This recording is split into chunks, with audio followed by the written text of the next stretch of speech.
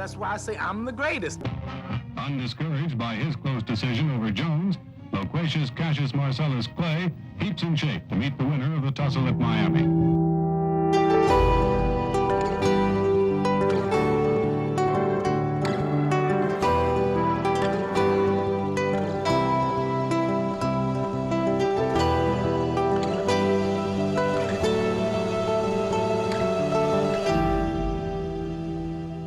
I'm not only a fighter, I'm a poet, I'm a prophet, I'm the resurrector, I'm the savior of the boxing world. Clay swings with his left. Clay swings with his right. Look at young Cassius carry the fight.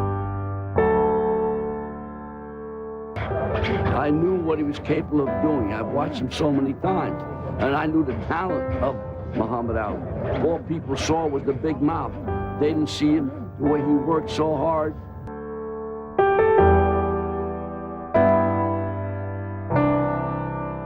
I'm gonna float like a butterfly and sting like a bee. His hands can't hit what his eyes can't see.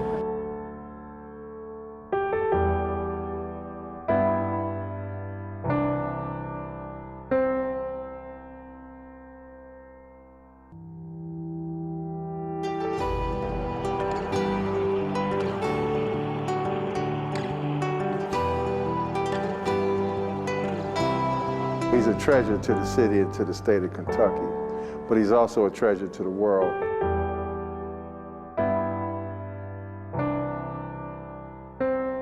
I just turned 22 years old. I must be the greatest.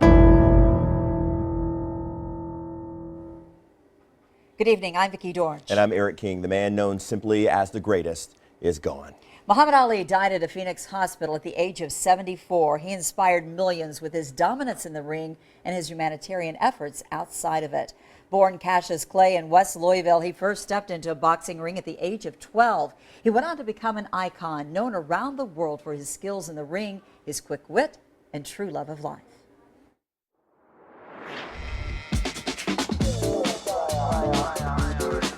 Tell everybody to get to your theaters. I've never had a man that I wanted to whoop so bad. It's over. Ali is the knockout winner. He tells the world he's the greatest. Kevin, what are we gonna do? We're gonna float like a butterfly and sting like a bee. Rumble, young man, rumble.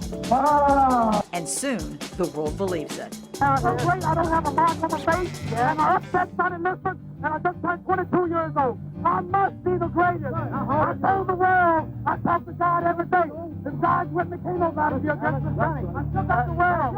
I shook up the world. He is born Cassius Marcellus Clay Jr. in West Louisville in January 1942. World War II is taking its toll on the world economy and morale. In Louisville, segregation is law. Obstacles are plenty, opportunities few. I don't think Muhammad was a person who ever thought he couldn't be something that he wanted to be. Wife, Lonnie Ali. So it was always this sense of competition with him, and not to show like I'm better, but that I can achieve, I can do. And so I think that was a sense that was fostered in him as a young child, and it grew into him as a young adult. Clay takes up boxing and shows considerable promise, spending much of his time training in Smoketown.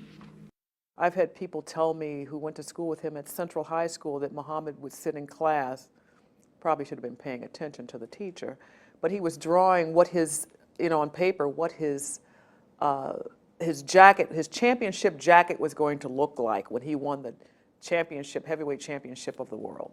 So this was something that was planted in him early on. In 1960, at age 18, he wins gold at the Rome Olympics. But his return to Louisville is marked with more obstacles. The ESPN video is black and white, and so too are the issues. Ali has refused service at a local diner. Rumors are that in anger, the best amateur boxer in the world tossed his gold medal into the Ohio River. Later in 1960, Ali takes that racial adversity and wins his first professional boxing title at Freedom Hall. He was one who could dig deep and find the strength, the inner strength that he needed to overcome. Ali calls on that inner strength again in 1964, fighting for the heavyweight championship of the world. If Sonny Liston whoops me, I'll kiss his feet in the rain. I'm out of the ring on my knees, tell him he's the greatest, and catch the next jet out of the country. Ali wins, surprising everyone but himself. He thought he was the best. You know, even if he wasn't, in his mind he was, and he was going to do it. But he was also willing to take it to the next level and the next step of dedicating himself to whatever it took to become the greatest. One day after his heavyweight win, I would like for you to call me by my name now. Muhammad Ali. Cassius Clay joins the Nation of Islam and changes his name to Muhammad Ali. Soon after, Ali is forced to fight an opponent that does not wear boxing gloves.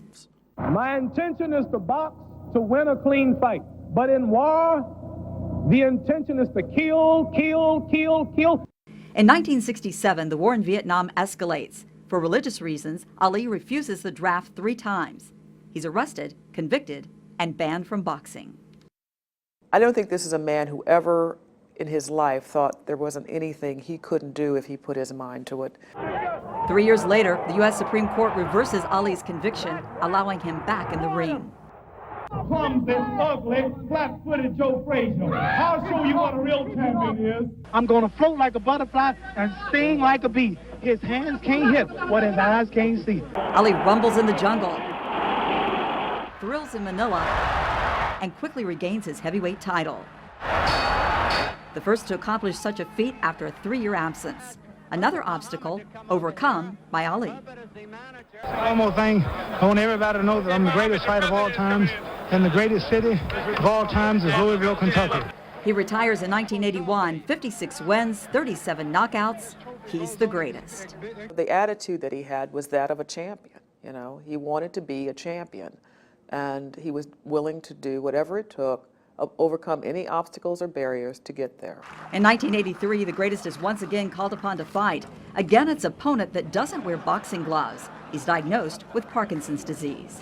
It was always mind over matter. Even today with Muhammad, it's still mind over matter. Parkinson's has slowed him down. You know, he recognizes that, but he will never let it defeat him. Ali's story isn't about being the greatest, it's about finding the greatest within. Believe that you can achieve anything you put your mind to, because he's a perfect example of that. Ali is certainly considered a treasure of this city. Yeah, you just heard him say Louisville is the greatest city in the world, and as much as he loved Louisville, the city, and as people loved him even more in return. Take a look. Here's a live picture from the WLKY Chopper HD of the Ali Center, which has really become a symbol of Ali's spirit. The museum and cultural center on 6th Street has become a tribute to Ali, and not just him, but all of his values. People have been coming to the Ali Center from all over the world, just trying to learn more about his life that's really, truly unique, and trying to get closer to his greatness. And it's now become a gathering place for people to mourn his death. You're seeing the memorial that really has come about in just the past 24 hours. Lauren Adams is live at the Ali Center with more on this. And Lauren, you've been talking with a lot of people all day long, and they're just so heartfelt about Muhammad Ali. The emotion down here, Eric, is certainly incredible. A lot of people really feel like they knew Muhammad Ali. Now, I can tell you, the first of the fans began arriving here around 12:30 last night. But as news of his death spread and the hours passed, the memorial, as you can imagine, has grown only bigger. Take a look right here behind me, Eric and Vicky. You'll see what I'm talking about. People have gone ahead all day. They've been stopping by with flowers, cards, balloons, handwritten notes, and signs. But I got to tell you guys, I have seen just as many people coming here, bowing their heads in prayer as they prepare to say goodbye to the greatest. One by one, hundreds arrived at the Ali Center Saturday, mourning the loss of the 3-time heavyweight champion Muhammad Ali. Among the flowers and balloons, a pair of boxing gloves and a card simply addressed to the greatest. Some, like Ruthie Oliver, knew Ali and his family. She remembers visiting the West End store where Ali's grandmother worked and hearing about the then teenager and his kid brother. She was just mostly talking about how proud she was of him as he grew up to be in boxing and became the boxing champ. For others, the connection to Muhammad Ali, once dubbed Louisville's Slugger, is not as personal, but it still feels that way. It's a big loss for me because I believe it's because when I grew up with my father, and him and I made a bond together by watching Ali. And so in that manner, watching it with my father, it meant a lot. It was a person I felt like I knew because he was here from Louisville. That's why to so many it was welcome news to learn Saturday afternoon funeral services for Ali would be held at the Yum Center, with him later being laid to rest in his beloved hometown. We see that. We see people making it here and leaving, or they'll come back and visit, or they'll, show up. But he's coming back here to be buried. So that means a lot. It means a lot. It really does. But as mourners continue to pour in from across the country, it's become clear Muhammad Ali didn't just belong to the city that so dearly loved him. Because he was a man that I think that meant a lot to not this city and community, but to the world. Very well said. There you have it, Eric and Vicki. My estimate, I've been here by around 2:30 this afternoon. I've probably seen several thousand people coming and going from the Ali Center. And because of that outpouring of love and support, staff here tells me they're considering a more organized event, perhaps even a vigil in the days ahead. That is the very latest from the Ali Center. I'm Lauren Adams, WLKY News. All right, Lauren, thank you. With Louisville being Ali's hometown, there are memories of the boxing legend locked away in secret places. WLKY's Annalisa Gale talked to family members to unlock some of those unknown memories as they shared their thoughts on his legacy.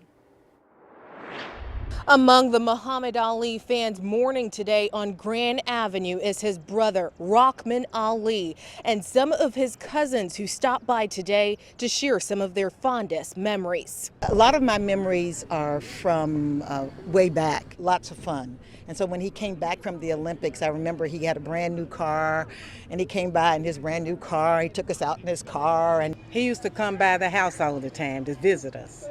And he'd be so tall, he had to duck his head down to come in the house. While many remembered Muhammad Ali on Saturday afternoon with flowers, cards, and balloons, his cousins Edith Clay Frazier, Connie Stafford, Gail Turner, Brenda Clay Stoner, and Terry Clay brought along memories that they will hold on to forever. Since learning of his death, they have united to show each other support. He suffered so long and has been sick so long, so it's kind of mixed emotions. For years, they shared their love and admiration for the boxing legend with the world. I think what I was really proud was not just his boxing and that he was a great athlete. That was great. Was that he was a person of integrity and that he stood for what he believed. Although he may no longer be with them, they say his fighting spirit will always be. His legacy will live on for a long time because he was the greatest. Yeah. Even though Muhammad Ali's boyhood home closed at 5 p.m. for tours, people are still stopping by. Here on Grand Avenue, Annalisa Gale, WLKY News.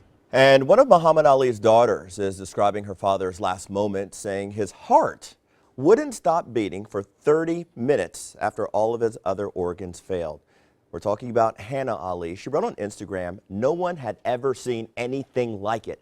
She says the family was surrounding Ali, hugging and kissing him, holding his hands and chanting an Islamic prayer while his heart just kept beating and his other organs failed. She called it a true testament to the strength of his spirit and will. Muhammad Ali dedicated his life to helping others. Ali once said, "Service to others is the rent you pay for your room here on earth." It's a sentiment Ali lived by. Here's a look at some of his humanitarian accomplishments. Well before Ali retired from boxing, and consistently since, his athleticism has taken a back seat to his humanitarianism. I think he was probably one of the first athletes to really do humanitarianism. I mean, if you think about the first fight, professional fight, he gave his money to Corsair Children's Hospital. So that began the long journey of humanitarianism. In the 60s and 70s, Ali held exhibition fights to benefit hospitalized veterans and used proceeds from fights to send aid to drought-stricken nations in Africa. During the First Gulf War, Ali traveled to the Middle East on his own accord to seek the release of 15 hostages who were freed as a result of his intervention. Here in Louisville, he made numerous anonymous tuition grants to local colleges, meaning many who received them never knew their educations were paid for by Ali. He's even traveled to Afghanistan on behalf of the United Nations as a messenger of peace. When you talk about the legacy of Muhammad Ali, there's so many things, so many lessons that this man understood innately that were just part of the fabric, the core of his being, that serves as a blueprint, you know, a roadmap for children, for adults, for so many of us. The Ali Center opened in November 2005, but it's only partially a tribute to Ali himself. How do you inspire children once Muhammad is gone? What's going to keep this alive so they can take these lessons that maybe this individual has, that he's been gifted, you know, God has gifted him, and pass this on to inspire children and others to become the greatest they can be. And that's why this building is here. It's not so much a tribute to Muhammad, but a tribute to the possibility of what generations of children can achieve and become. Anything's possible. Don't give me excuses. Don't offer excuses. Don't find excuses. Stop making excuses. Just get out there and do it. He's a treasure to the city and to the state of Kentucky, but he's also a treasure to the world. Funeral plans were released earlier today at a media briefing in Phoenix. Ali's body is expected to return to Louisville within the next 24 to 48 hours. A public memorial service will be held at the KFC Yum Center at 2 p.m. on Friday.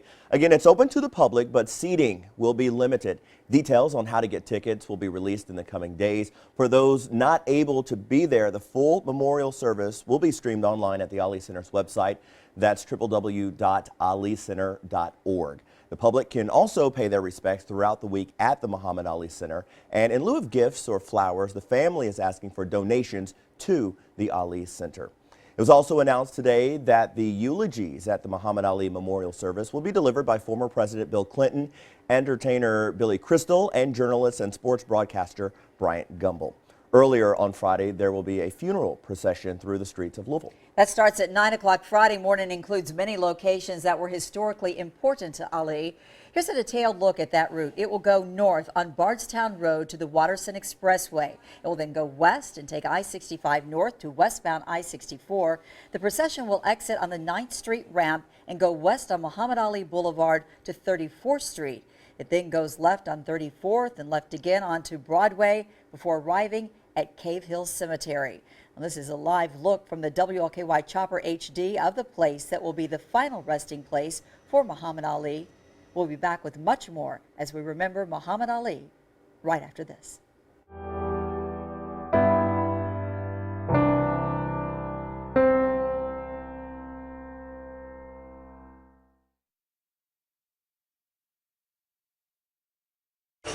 We have just received distressing news, although there were a lot of people figuring that we were coming close to the end. The story out of Arizona. We understand right now that Muhammad Ali, the former Cassius Clay, has passed away. That was legendary Los Angeles Dodgers broadcaster Vin Scully announcing the death of Muhammad Ali last night. And a lot of people in the sports world have been giving their thoughts and tributes to Ali, like Serena Williams, Tiger Woods, LeBron James, Mike Tyson, Kareem Abdul-Jabbar, the list goes on. This was the scene at today's Chicago Cubs game at Wrigley Field. Muhammad Ali's sporting achievements are second to none, and it all began in West Louisville. That's where he was born, and it's where he learned his love of boxing. Sports director Fred Cowgill shows us how Muhammad Ali became the greatest. I'm young, I'm handsome, I'm fast, I'm pretty, and can't possibly be beat. They stole his bike from in front of the gym, but he was never planning on going home anyway. From the streets of Louisville, Cassius Marcellus Clay went on to become the greatest heavyweight boxer ever. That's why I say I'm the greatest. Clay would first set foot in the square circle in the age of 12. Within weeks, 89-pound Clay had his first bout and, yes, his first win. Clay swings with his left. Clay swings with his right. Look at young Cassius carry the fight. Clay rang up 108 amateur bouts, and his hard work in the ring paid off with 6 Kentucky Golden Gloves championships, 2 National Golden Gloves championships, and 2 National AAU titles before he was 18 years old. In 1960, just back from Rome with his Olympic gold medal in hand, Clay got his first taste of the 60s South when he was refused service at a local restaurant because of the color of his skin, his first brush with social injustice. Well, when you say you're ready to go to war right now... If I see that barrel in the street, I'll beat him before the fight. You'd actually take him on before the fight? Beat him like I'm his daddy. Even with all of the problems that were facing the United States during the 60s, Clay brought a new form of showmanship to the lifeless sport at a time when boxers never talked to the media. Clay did all his own talking. He used his mouth as well as his fist to earn him the title of the Louisville Lip. I'm not only a fighter, I'm a poet, I'm a prophet, I'm the resurrector, I'm the savior of the boxing world. Then, on a hot Miami night in 1964, came the fight that shocked the world. Despite the 7-1 odds, Cassius Clay upset Sonny Liston and became heavyweight champion of the world. The next day, Clay announced he was a member of the Nation of Islam. And one more thing I want you fellas to know, as you heard Johnny Addy introduce me, I'm asking you in a nice way. The world is watching, and I want you to respect it, and I would like for you to call me by my name now. Muhammad Ali.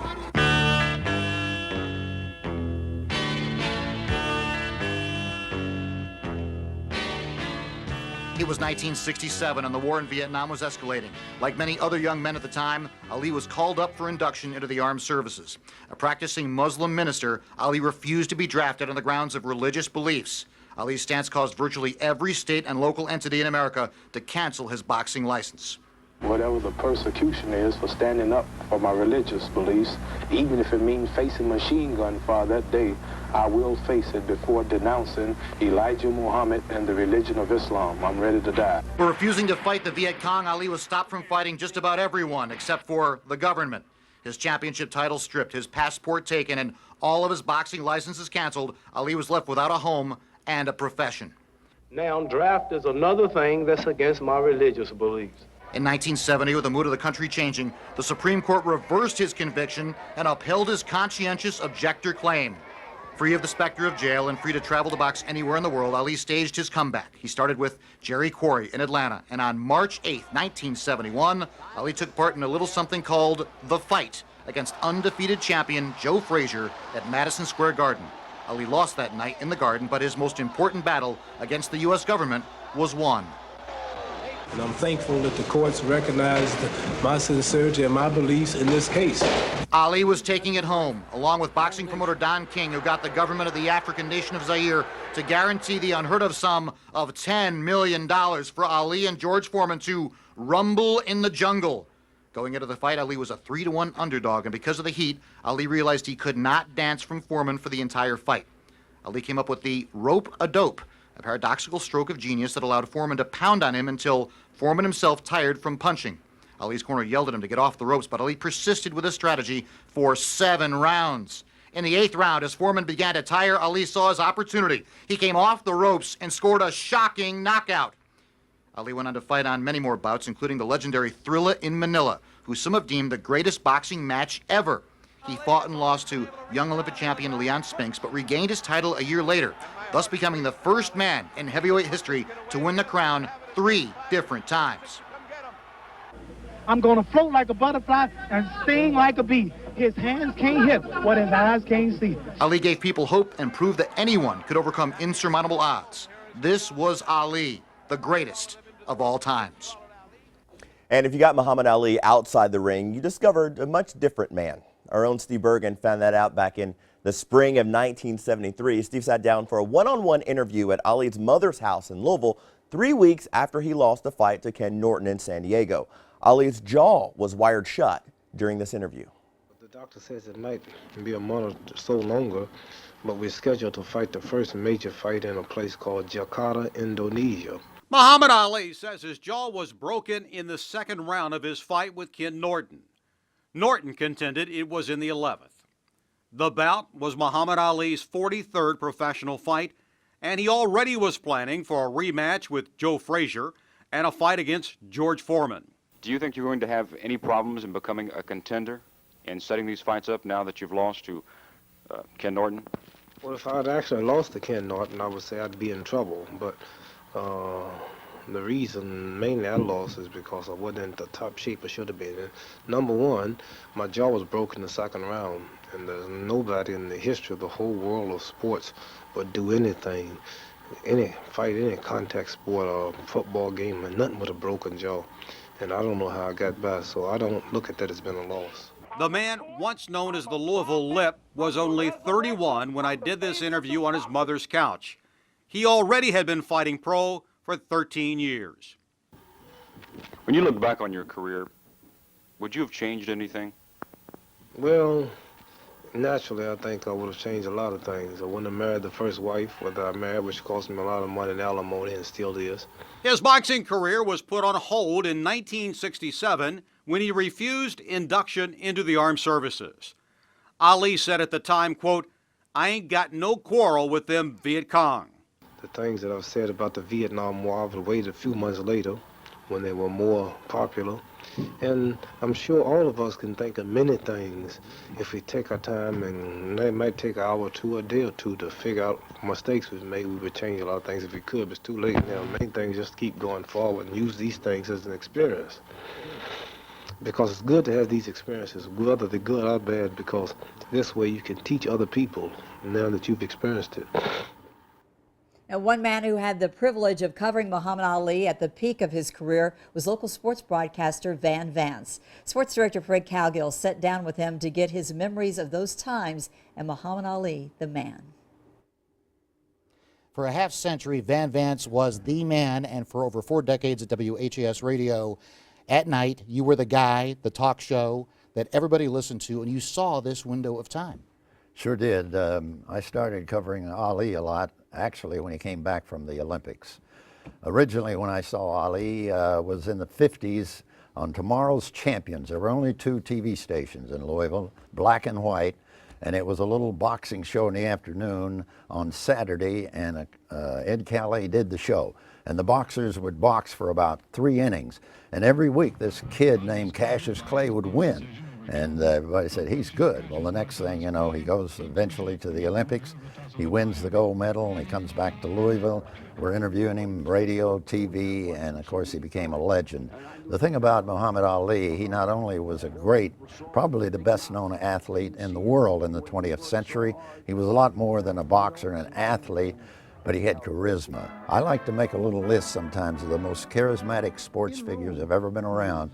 He tops the list. There are others. Of course, Ernie Banks, if you've ever talked to Ernie, you've been around him, he's fantastic. I interviewed Jesse Owens, he was awesome.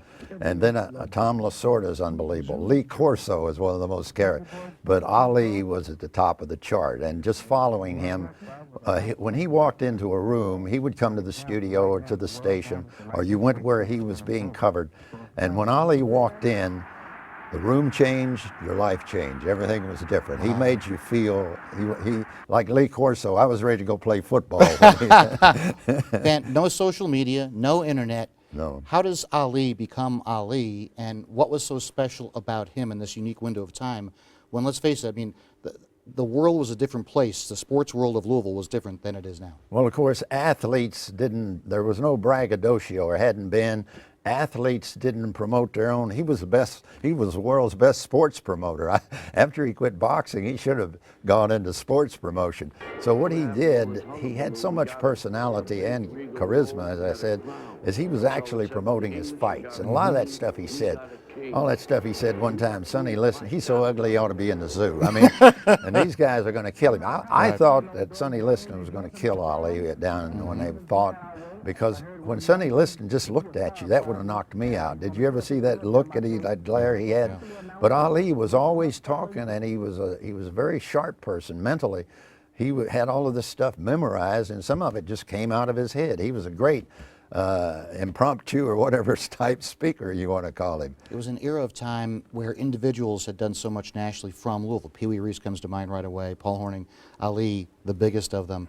And that's just so rare to see a town of this size produce people like that, and Ali transcends everything. Yeah, he sure does. And, you know, I throw Darrell Griffith in there, too, although he nationally was a champion in the NCAA. But Hornung and Pee Wee and Ali are probably 3 best known of all time. And he was known so well around the world. Pele would be the only one that would probably rival him, but he's better known, and a lot because of the Muslim world and everything knowing him so well. Van, why was he so special and still is so special to Louisville? There's a special place in the hearts and minds and souls of Louisvillians, both from the 60s but even in 2016, about this man who did so much beyond sports. Well, it's a youngster coming up, and his family, they worked and they had money, but you know, coming up from a meager beginning, and then businessmen, about 7 of them, getting behind him and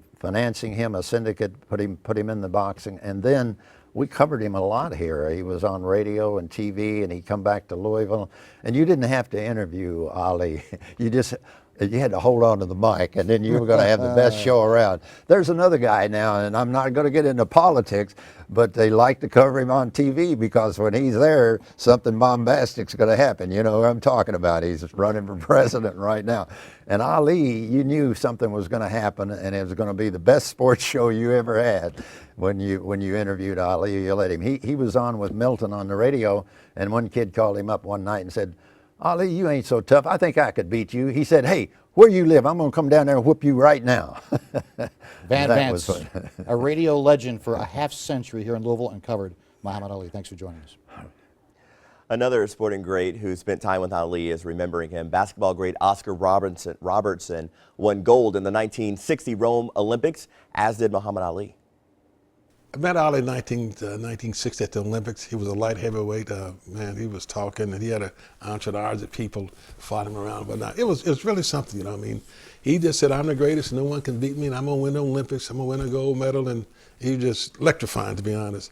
I think he was marvelous. I think he was a great marketeer. All that stuff about I'm king and calling other boxers this name and that name. He made boxing. He made the heavyweight championship rounds what it was. He was tremendous. I mean, he could go into a crowd, strange crowd. He thought he was a little magician anyway. He had little magical tricks and whatnot. And he would play with the kids. He'd shadow box with little kids. They loved that.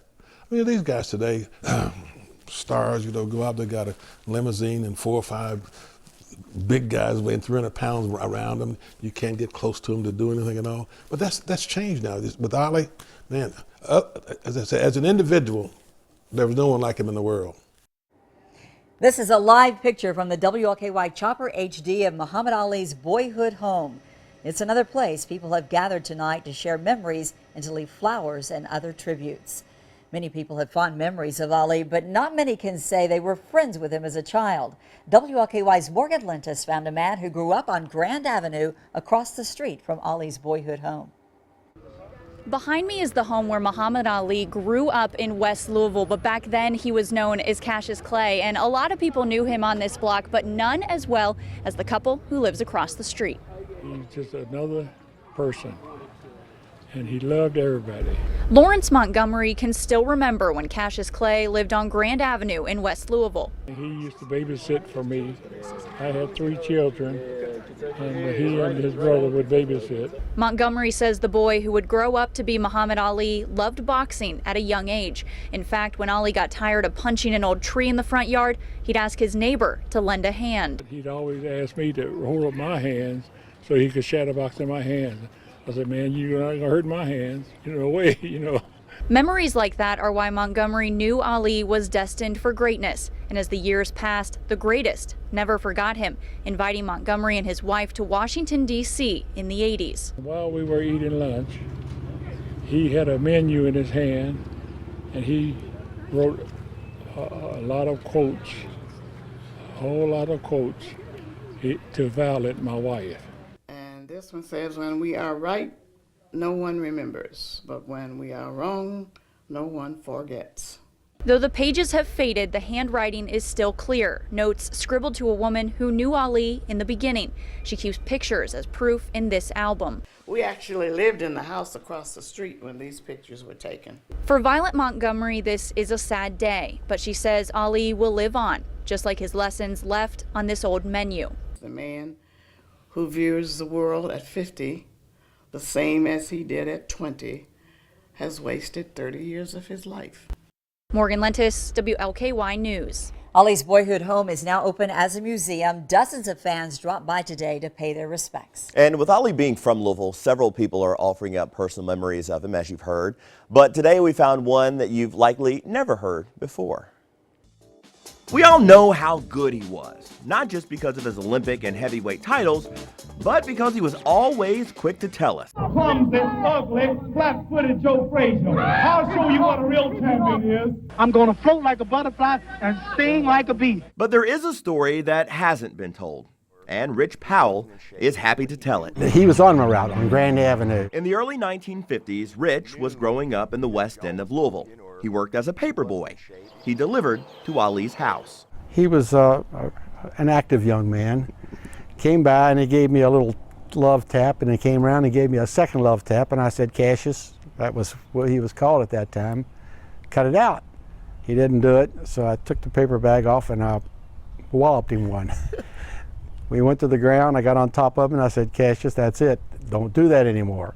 You heard him right. Little Rich knocked Cassius Clay to the ground with his newspaper bag, then made him stay there, a feat most professional boxers were unable to do in the years that followed. Rich says they were kids at the time and it was all in jest, but 10 years later, the two had another meeting. It was right after Ali won the 1960 Olympics. Getting ready to pick my brother up the Courier Journal, who worked on the circulation desk, and I was on the elevator. The door opened, and Cassius Clay, who was getting ready for an interview with Kaywood Ledford, I believe, got on the elevator, looked at me and smiled and said, hello, Paperboy. This time, there were no punches thrown. I wasn't looking for a rematch either. A fond memory from an old friend. His impact was tremendous. I know he's such a genuine person, he really is. And I mean, he went through an awful lot, giving up his championship days during the peak of his career. But he was proven right. And he caught a lot of grief over his beliefs, but he did believe in him and he stuck by him. He never forgot his roots here in Louisville. Great memories there from the Paperboy. I'm Yeah. sure he's told that story many times. Took him to the ground. Ali's legacy is cemented in Louisville, but it's felt the strongest on Louisville's west side. Yeah, Ali attended Central High School. WLKY's Dan Koob sat down with some of Ali's former classmates and best friends. You won't get far at Central High School without encountering greatness, or rather, the greatest. It would be something everybody would ask about. This is the school that Muhammad Ali went to. I said, yes, it is, proudly. And we met during that time, and we trained hard. He was the most dedicated young athlete that I ever known to want to succeed in his career as a boxer. One of Muhammad Ali's best friends, Victor Bender, Ali, that's Burrell, and myself. walked the Central halls with the world champion 55 years ago, and up until recently, That was last year. kept in touch with him at every turn. Not just about boxing, it's about his humanitarian and his character and his desire to work with young people. Had Parkinson's for 32 years, and some people don't live over 2 or 3 years with Parkinson's. And he's had it for 32 years and said, hey, it's out. Perhaps the best version of Ali, at least in the eyes of a close friend, came before butterflies and bee stings and WBC titles. The two girls fighting over him. Oh, he's gonna be mine.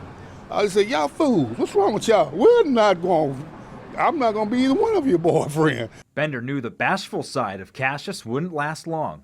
When he went over to the Olympics and won that gold medal, he got more confident in himself as a boxer and as a person. The legacy is long-lasting.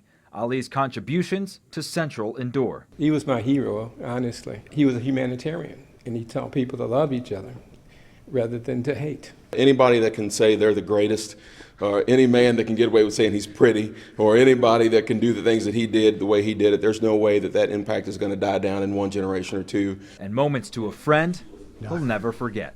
I always thought he was a brother to me, and I was a brother to him. Dan Koob, WLKY Sports. And you really don't see that. Athletes standing up today saying, I am the greatest, and I can back it up. Hey, we'll be right back with much more as we continue to remember Muhammad Ali. The WLKY Chopper HD is giving us this just beautiful shot of downtown Louisville as the city prepares to welcome home Muhammad Ali for one final time.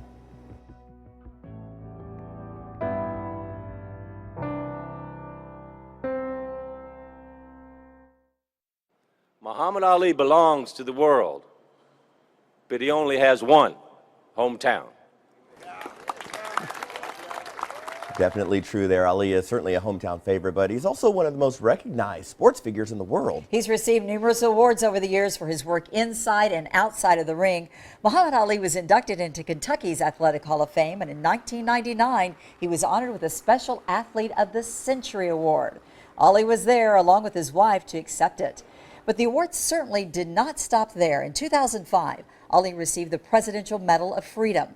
In 2009, he received the NAACP's President's Award, and Sports Illustrated named Ali the Sportsman of the Century. And while Ali, of course, was oftentimes the person receiving the awards, he always made a point of putting others in the spotlight. Muhammad Ali lived by 6 core principles: confidence, conviction, dedication, giving, respect, and spirituality. It's these principles that define the recipients of the Muhammad Ali Humanitarian Award. These honorees, recognized for their philanthropic efforts, span from big-name celebrities to young people who are just trying to make a difference.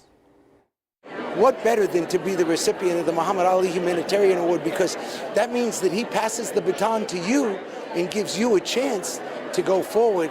A baton inspired by a man known for floating like a butterfly and stinging like a bee, who later became known outside the ring as a global humanitarian. For 3 years, recipients of the Muhammad Ali Humanitarian Awards walked the red carpet at the Galt House, along with family and friends of the legendary boxer. It means everything to me. I didn't expect it. I have so much respect for Muhammad Ali. Honorees include former presidents, actors, NFL stars, and young people from around the world. In 2014, NFL Hall of Famer Jim Brown received the Lifetime Achievement Award for his Amer I Can program, designed to help teach life management skills.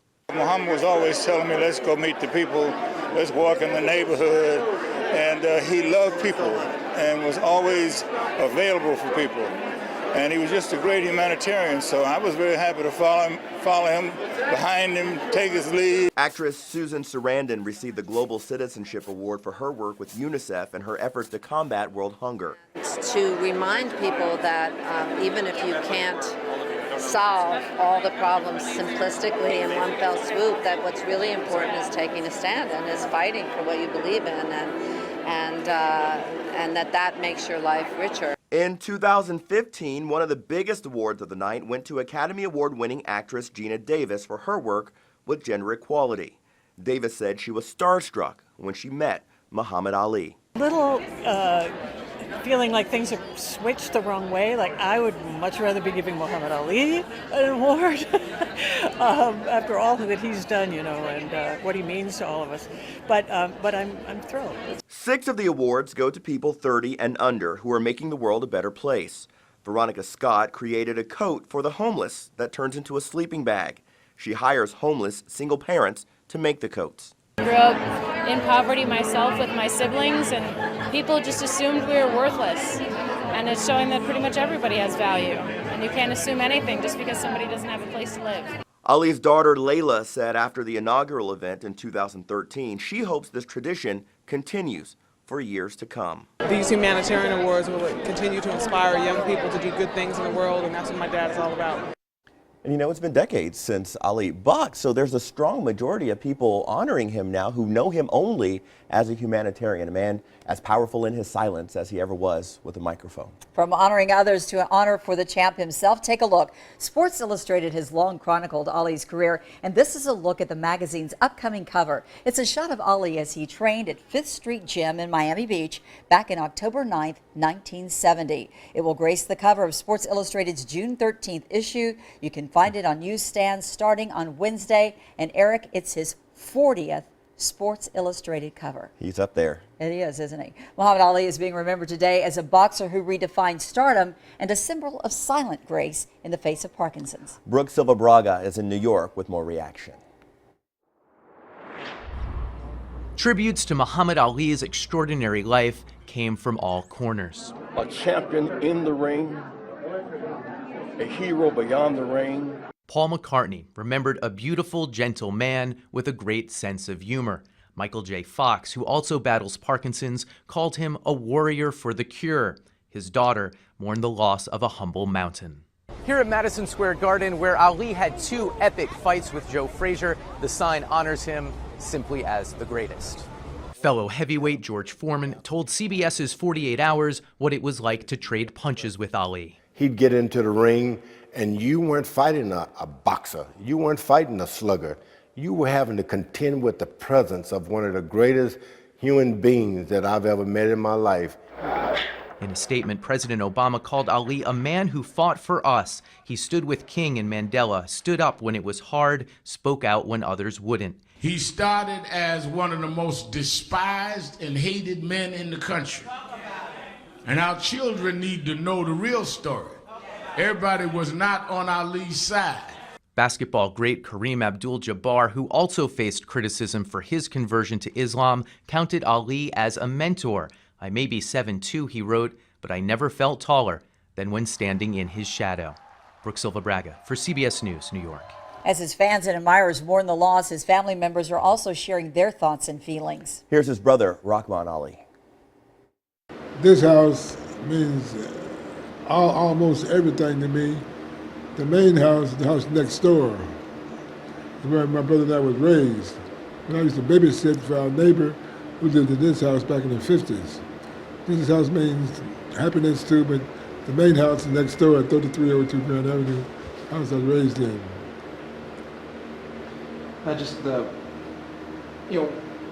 This city, what has this city meant to you and the family? Well, that's an easy question. This city means everything to me. This is home. Home is where your heart is. Home is where it all started. My dad and mom was from here. My brother and I was born here. My brother born at General Hospital. I was born at Red Cross Hospital. And this city, Louisville, Kentucky, is home. I love the people of Louisville. We got nice people, hospitable people. Louisville is the best city in the whole country.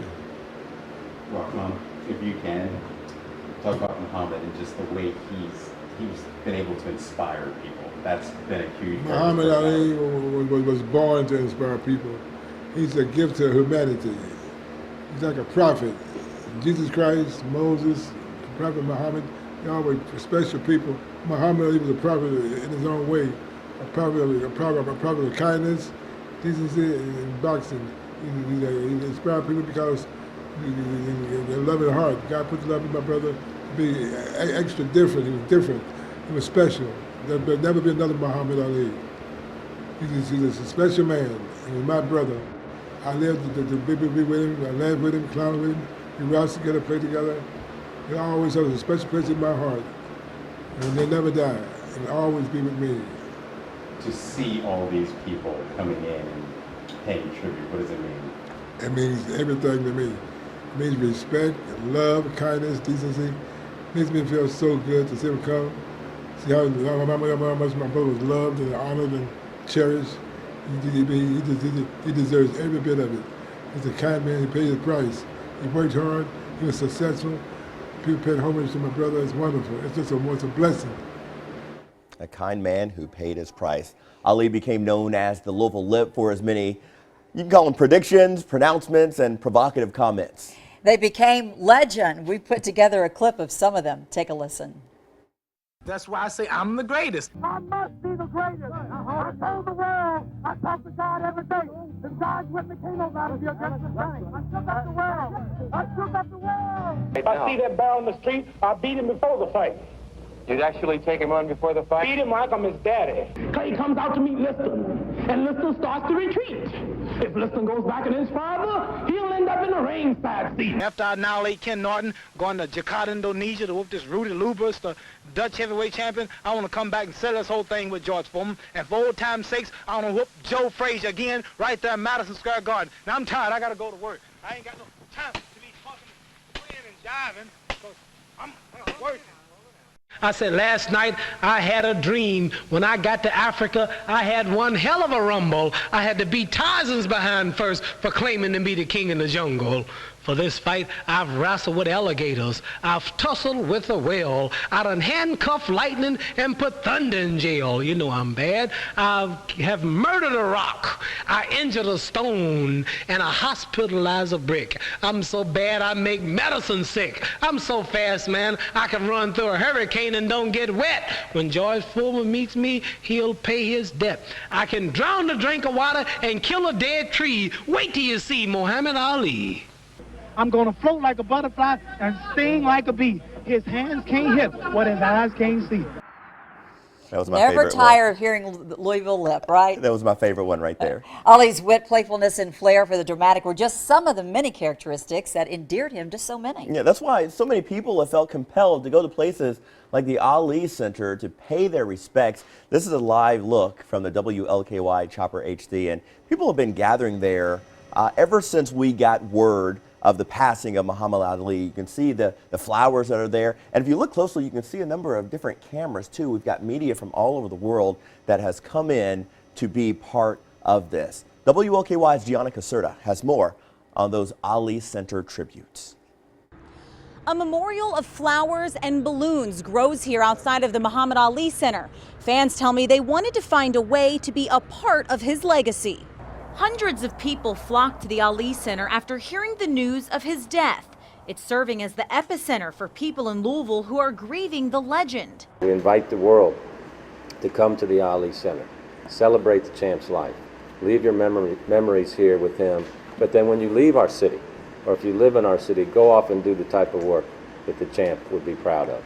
Dina Johnson held back tears as she described the impact Muhammad Ali has had on her life. Growing up close to Village West, I went to Coach Taylor as a small child.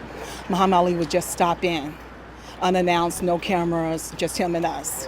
You know, he would hug us and made us feel like we were the greatest. And that stayed with me all the way as an adult. She brought flowers and balloons to show her love and support for the greatest, like so many others did. That red rose stands for the blood of Jesus. That white rose stands for the angels led Muhammad into heaven. The yellow ones, he's at peace. The orange ones, he left a lot of love and love. Ali fans lined up to sign a condolence book inside the Muhammad Ali Center. I didn't want to believe that he had died, but I couldn't just be sad. I said he had left a legacy. Myrna Brame said it's what he did outside of the ring that's made a lasting impression on her life. Most people think of Muhammad Ali as it relates to sports, but I think the greatest tribute to Muhammad Ali is the fact that he was a humanitarian and the things that he did for people. The sports is great, but his true legacy will be what he's done in order for people to embrace humanity.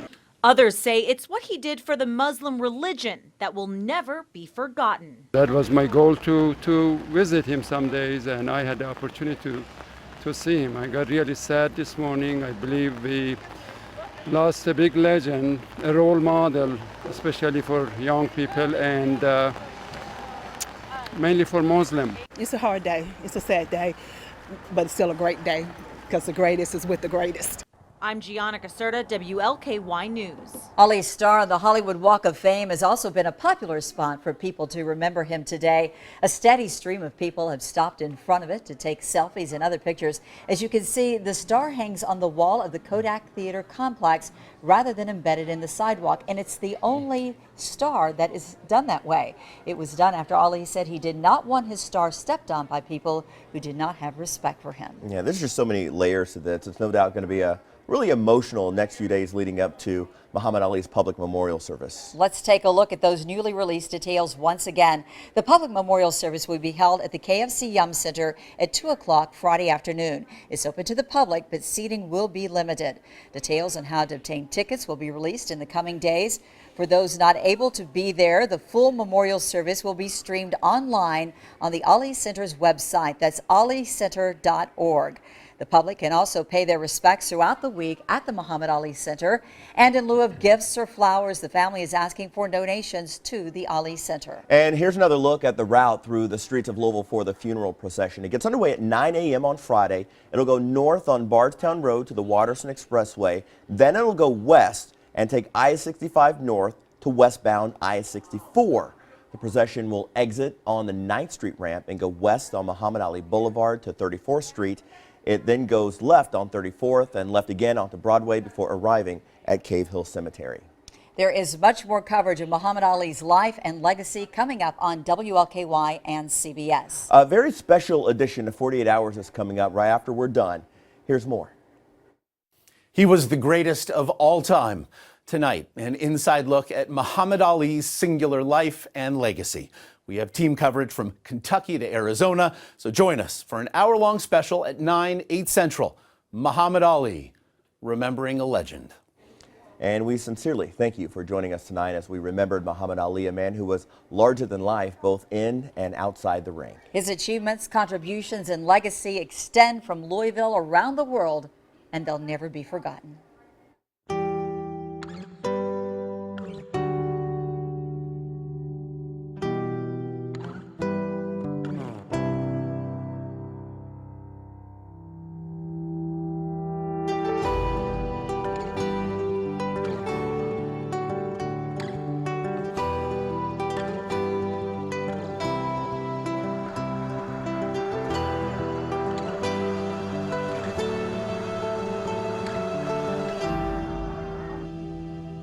The Ali legacy is enormous. I mean, when you think about Muhammad's life and everything he's accomplished and everything that makes up who he is, it's a very large canvas and a very big footprint. I'm going to float like a butterfly and sting like a bee. His hands can't hit what his eyes can't see. I must be the greatest. I told the world